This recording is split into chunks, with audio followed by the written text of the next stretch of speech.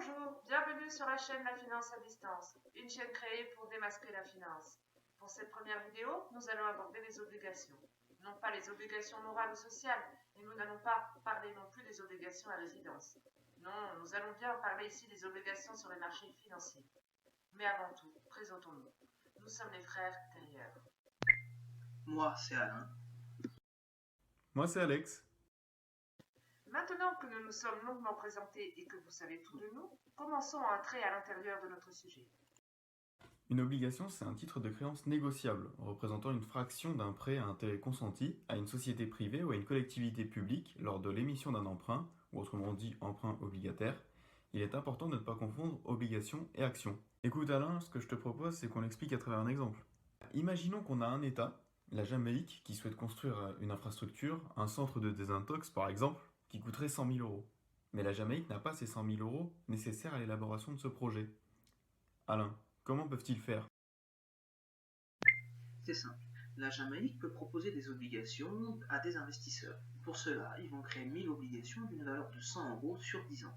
Ils doivent également décider du taux d'intérêt de celles-ci proposées aux investisseurs.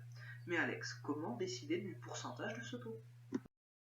En fait, cela va dépendre du marché. Le taux doit être supérieur à celui d'un compte épargne car l'obligation, elle va représenter un risque de défaut, c'est-à-dire d'un non-paiement, contrairement au compte épargne qui, lui, est sans risque. De plus, il va dépendre aussi de ce risque de défaut. Si cette obligation est plus risquée qu'une émise par le Congo à un taux de 8%, l'obligation émise par la Jamaïque doit avoir un taux supérieur à celle du Congo, disons par exemple 10%.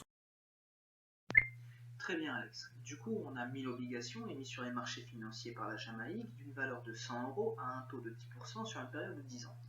Les investisseurs vont donc acheter ces obligations sur les marchés financiers. Une fois la totalité des obligations vendues, la Jamaïque pourra construire son centre de désintox qui lui est si cher. Alex, comment cela fonctionne-t-il par la suite? Eh bien c'est simple. Tous les ans, la Jamaïque paiera au détenteur d'une obligation ses 10% d'intérêt, c'est-à-dire qu'elle versera 10 euros par obligation à chaque détenteur de celle-ci. Si on possède 10 obligations, on recevra 100 euros tous les ans. De plus, les investisseurs peuvent s'échanger les obligations entre eux pendant 10 ans. Mais Alain, que se passe-t-il à la fin des 10 ans?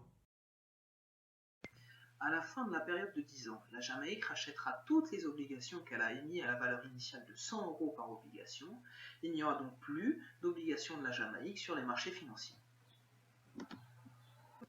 Les obligations n'ont donc plus aucun secret pour vous. Si cette vidéo vous a plu, ayez l'obligeance de cliquer sur le petit pouce bleu. On vous attend toujours plus nombreux pour la prochaine vidéo.